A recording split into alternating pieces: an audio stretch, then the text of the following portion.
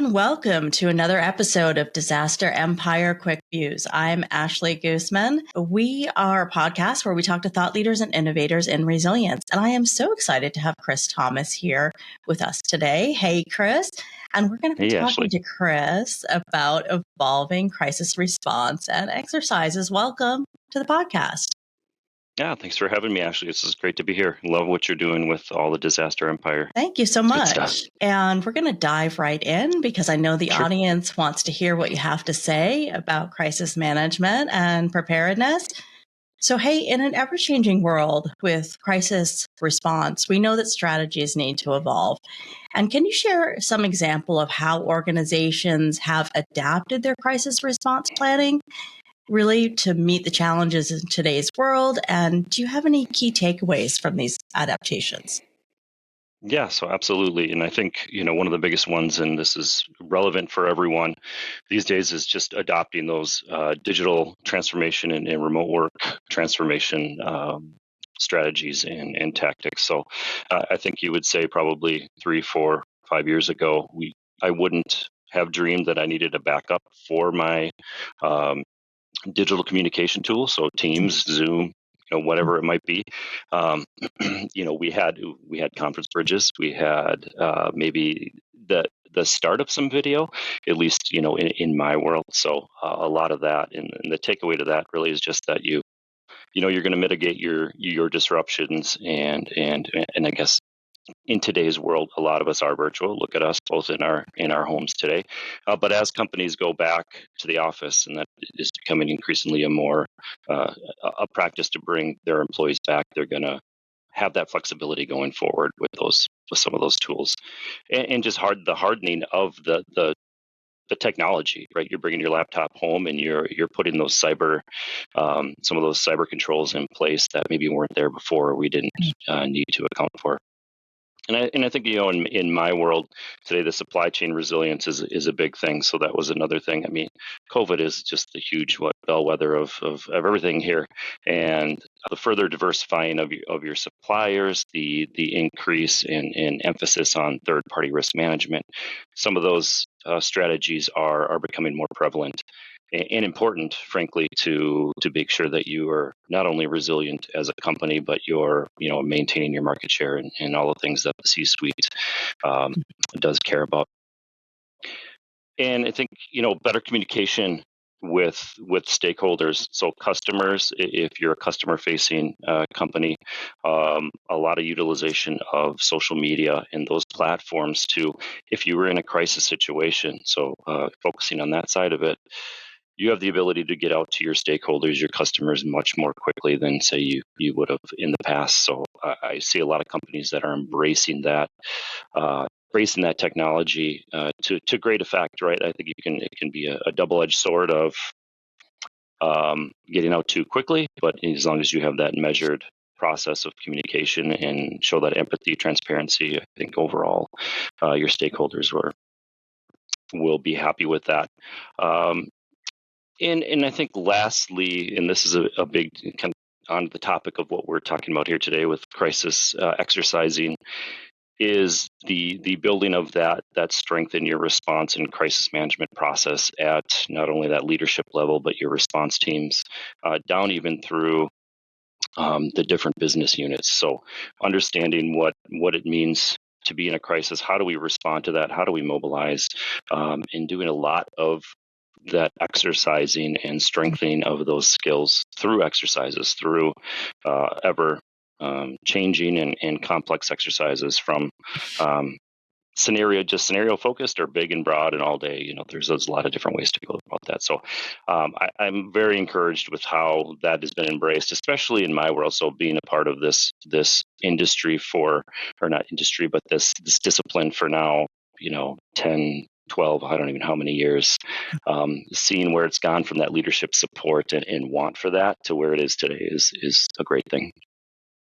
Absolutely. And so let's talk about crisis exercising. And I think you and I would both agree that it is definitely a critical part of an organization's resilience.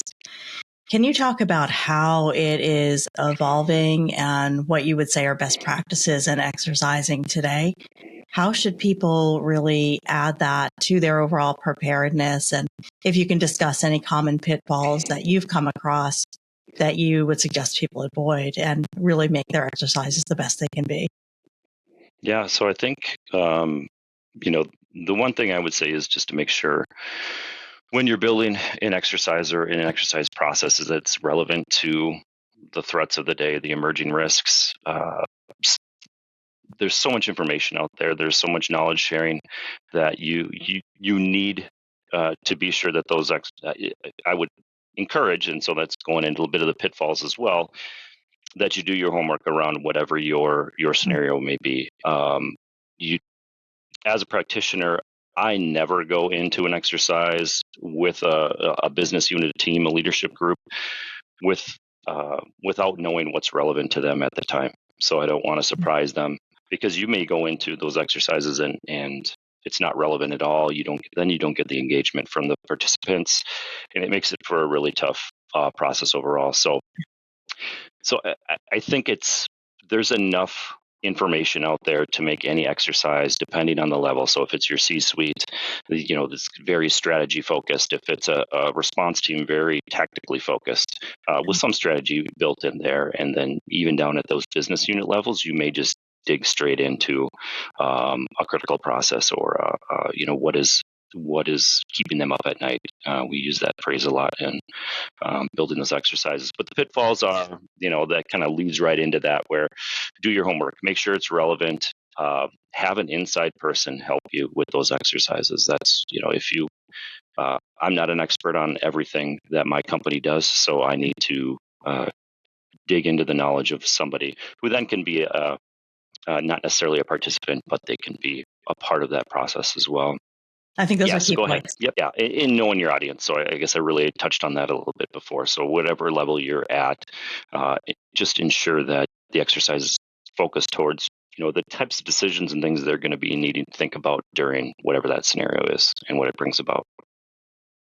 Yeah, absolutely. And I love all of that you were saying, just in terms of thinking about who your audience is and really honing into the exercise focus. And I was having a conversation with a colleague just yesterday, and, she really is looking at, shock and awe with the crisis management team, and was just bouncing some ideas off of me in terms of what the scenario should be.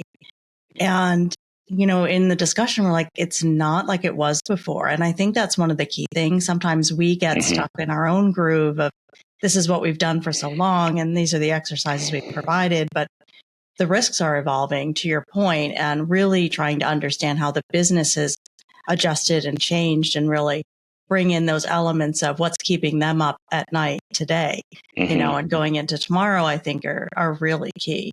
So thank you so much for bringing out those points, because I think they're they're vital. The only one thing I would add, as you were saying that, is, when you're a part of a larger company as well, as it can be difficult to scale the exercises, right? Yeah. A lot of our teams are very small compared to the size of our company. So, there's a lot of tools out there today, but you can also create exercises of all sizes that can be shareable, like the half-hour exercise in a leadership meeting, a number of questions. So that lead them down the path to think more critically, more strategically around a threat of the day, and then maybe you can scale that out to a lot of different business units. So that's a little more difficult in that you need to make sure that they're done correctly. But as long as you have that guidance built, sometimes it will work well.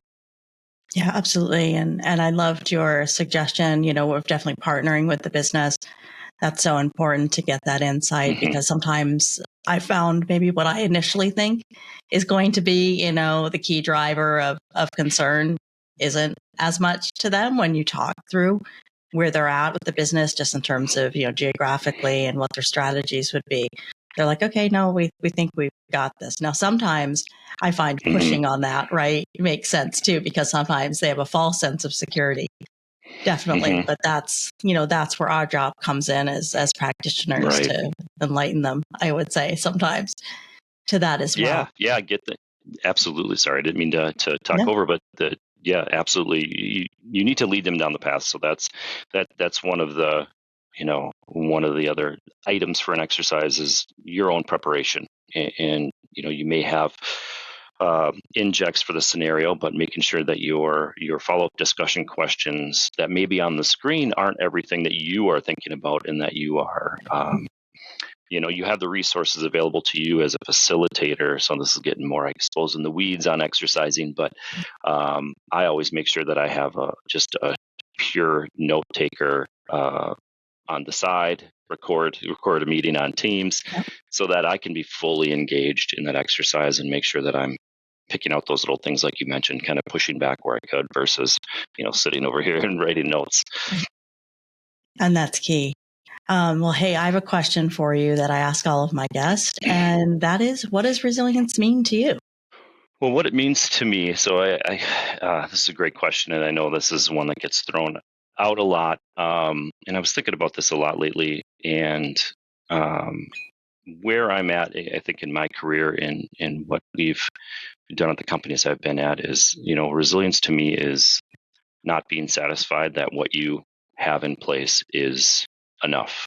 And so I guess that really doesn't, but that underpins the kind of a harmonized process. Again, I'm thinking organization-wide, a big, broad organization, a harmonized process that includes all of those key risk stakeholders across an enterprise, from enterprise risk to cyber to IT, in ensuring that everyone is at the table for the planning process, for the exercising processes, and in honestly for those response process, that they knew roles and responsibilities. But that I think oftentimes you live in silos of response. There's different disciplines within your company that have different response processes, teams, etc.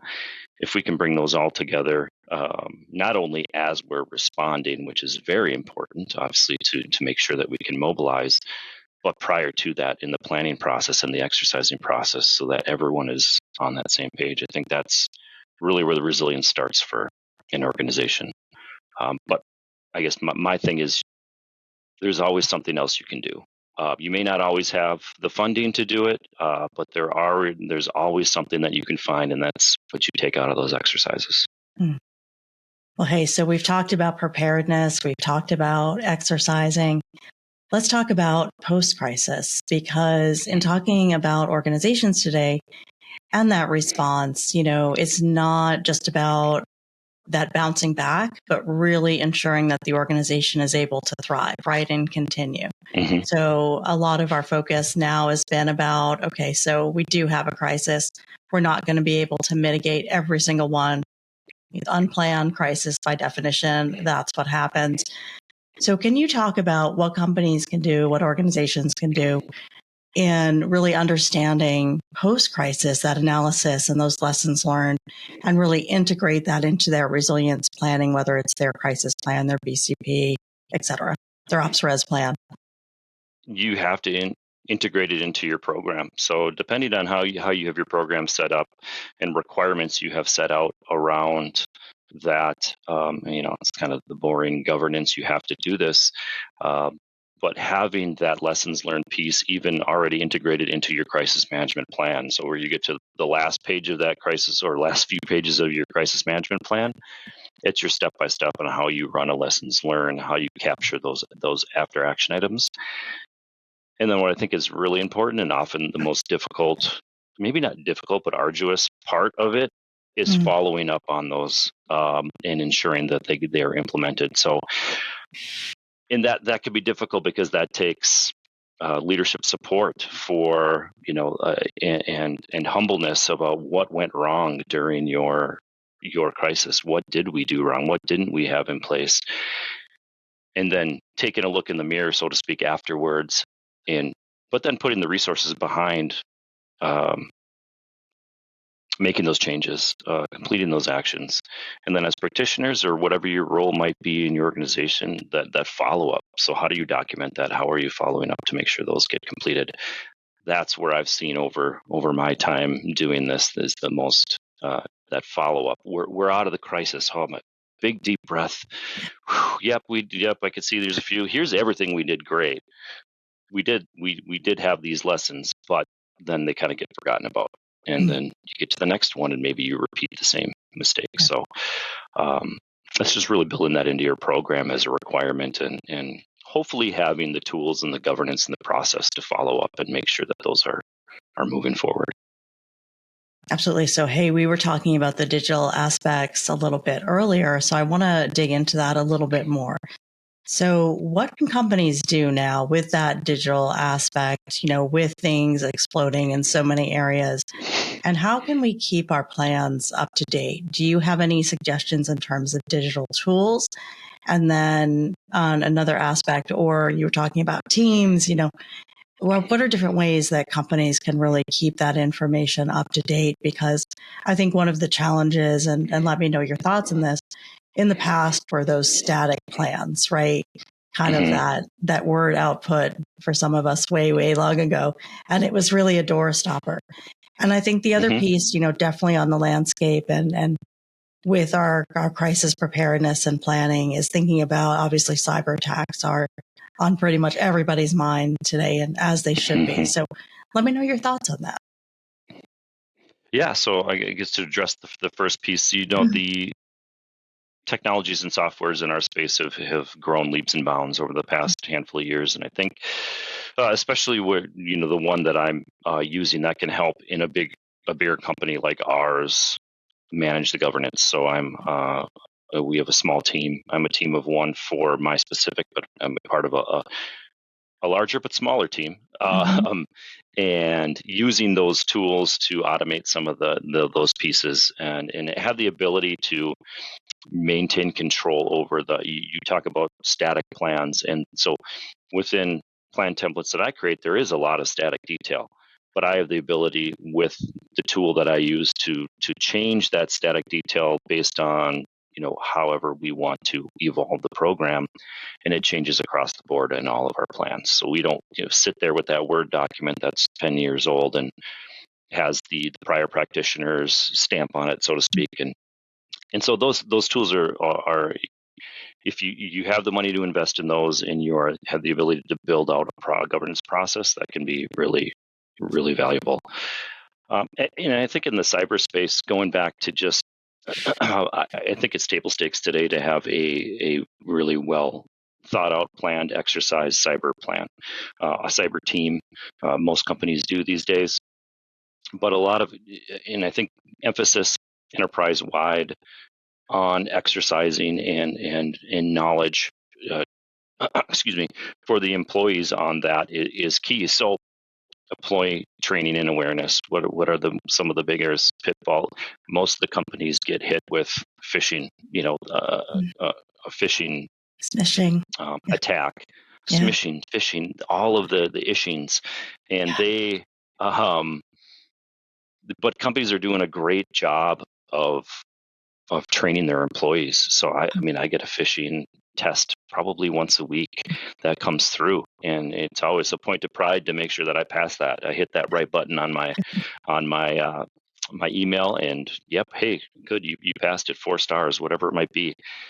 That's huge because there's only so much you can do when a phishing email comes in, and having that employee at the front line is there. But having that well built out team process, what I think is very important in that aspect is as you exercise, so outside of the really super technical cyber exercise, having a cyber exercise that brings to light to the C-suite and other leadership and response teams just how difficult and complex a response could be if that were to occur to your company. So and there's a lot of, again, going back to the information, there's a ton of information out there on what are the impacts of some of these more severe attacks, whether it be ransomware or whatnot, where it takes companies weeks to recover.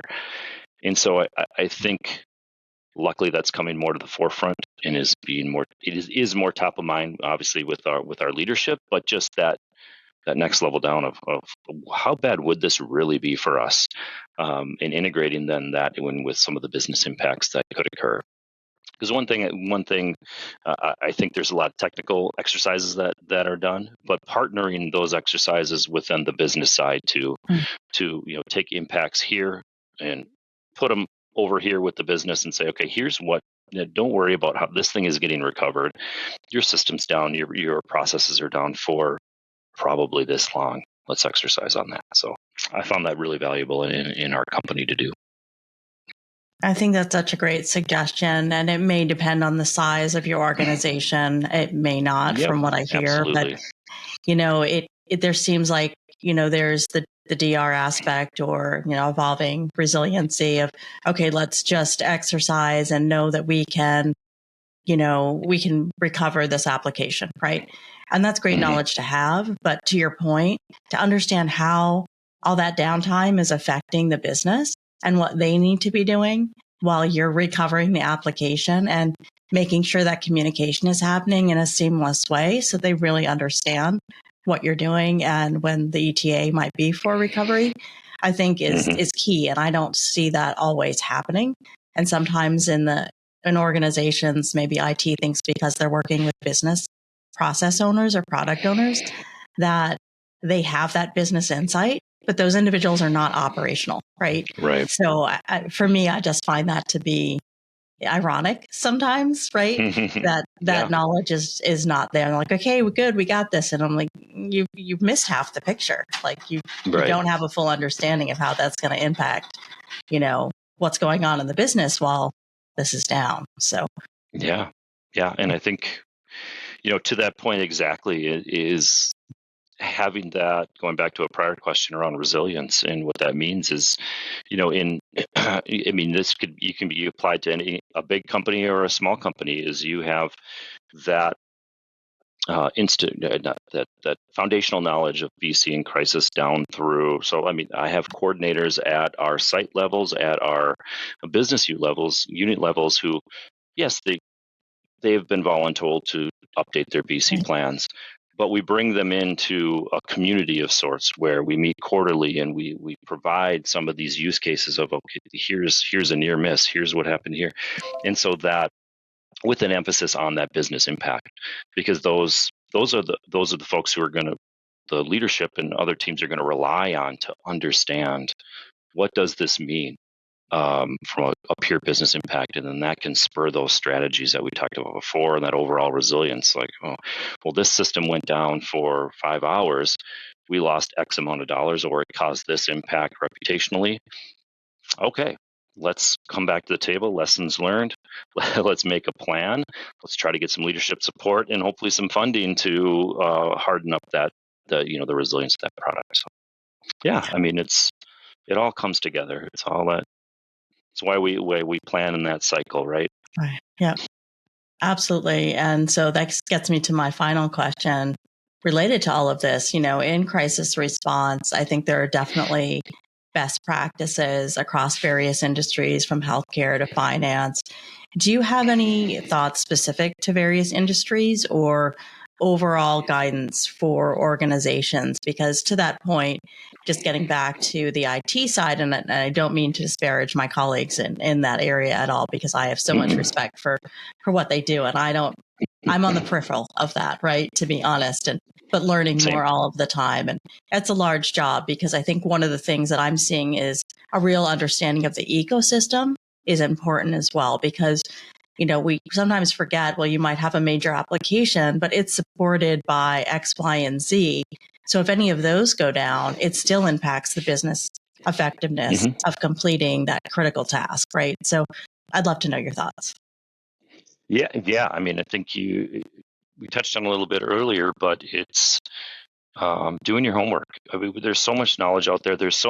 And I've found these types of conversations and groups, so that Ashley, we've been a part of, that we are a part of colleagues in all different sectors, and the knowledge sharing that is constantly going on to understand, what are those emerging threats, what are you doing, can reach out to a group of 40 practitioners to ask a very specific question about something I'm trying to do at my company, and getting 40 responses of things to do. So I highly encourage, if you are a practitioner at a company, and maybe you're new to it because you're a smaller company, and you've got this, here's a new and I have this here. Here's a new hat for you to wear, crisis coordinator, right? You can go out to LinkedIn, find, and if you come across this, find me and Ashley and connect with us. We're all happy to talk about those issues of the day. So I think that's a huge piece, right? And then from there, you can back into some of those strategies and things as your company needs to. But that would be my biggest thing. And the knowledge is out there, right? You have there's so much information on emerging threats. So think of your McKinsey's, your some of these. I'm blanking on some of those other industries or companies that bring forth that. Here's the threat landscape for this year. Right. Dig into that stuff. Yeah. I mean, a Walmart can be very different than a hospital, but there's a lot of commonalities, right? At the end of the day, yes, in terms of what we need to do, right? In terms of the job itself and helping through a disaster crisis response and recovery. Yeah, absolutely. Yeah. I went from insurance, highly regulated, to consumer packaged goods. So and a lot of the skills translated very well outside of knowing a completely different new market and world on the consumer packaged goods side. But it's been great. And just it's all there. You can find it. Yeah. And I think you touched on a point that I just wanted to highlight, because in my time in the industry, I think there were always like those venues. You go to a conference and you can network and talk to, colleagues that you meet there individually. But what I'm really seeing, and my soapbox and plug to all the listeners out there, we'll get a few executives too listening in here and there.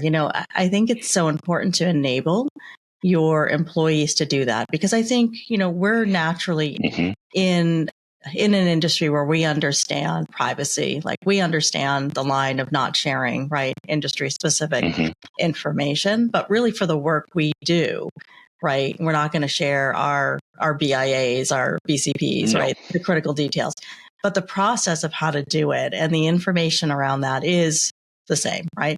And I think it's been great that there's been evolving conversations, in the social sphere, like LinkedIn. So in more networking groups, and that, we're seeing the C-suite is hungry for that benchmarking. I think really huge lesson learned from COVID from them is to really understand what other organizations are doing. You may not follow every trend that you're seeing, but at least have an understanding. And I think that helps with decision making. And the same as you said for practitioners, I think whether you're beginning or whether you're seasoned, I'm in a time of great change, right? And thinking about operational resilience, and that wasn't on my radar, that specifically a few years ago. So, I think all of us can benefit from those connections. So just wanted to really support what you were saying. I think it's so critical. Yeah, absolutely. The network, the world is bring it closer together. Everyone is now, again, those digital tools, these types of venues make it so much easier, even than just picking up a phone in the past. Absolutely. And I think I'm always disappointed with organizations that are not willing to let their employees kind of step forward and share their knowledge, because this is the gold, right? I love our vendor colleagues. I love the consultants out there, and they have a great perspective in being able to talk to a lot of us.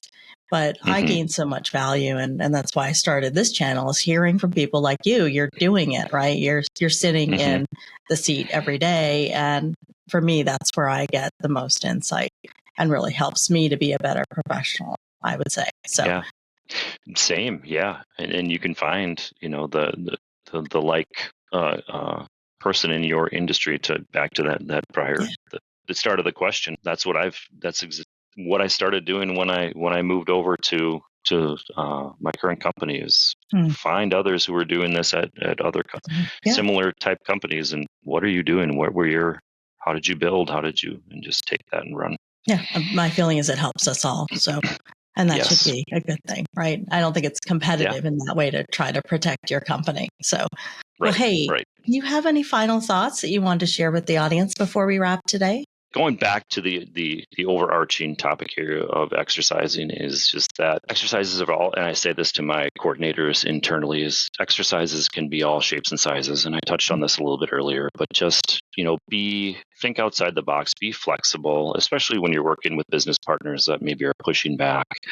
An exercise from a timing perspective, if a lot of leadership teams are really busy. You may get an hour a year with them, that type of thing.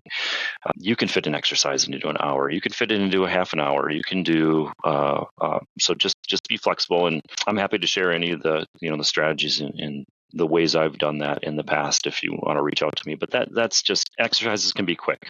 They can be easy. They can be long and complex. If you really want to, I am just itching to do an all day. Again, those are few and far between. But yeah. It almost feels like they're a thing in the past, unfortunately. Right.